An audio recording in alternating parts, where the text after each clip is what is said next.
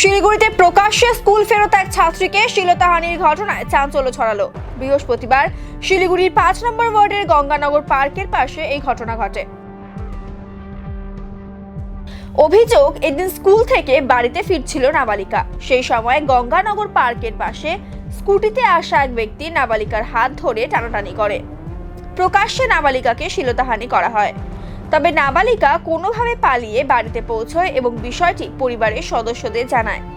এরপরে নাবালিকার পরিবারের তরফে খালপাড়া ফাঁড়িতে লিখিত অভিযোগ দায়ের করা হয়।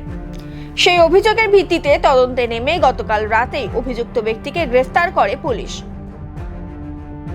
ধৃতের নাম মোহাম্মদ ইব্রাহিম। ধৃতের বিরুদ্ধে পক্সো অ্যাক্টের আওতায় মামলা দায়ের করা হয়েছে। আজ তাকে শিলিগুড়ি আদালতে পেশ করা হয়। গোটা ঘটনার তদন্তে পুলিশ।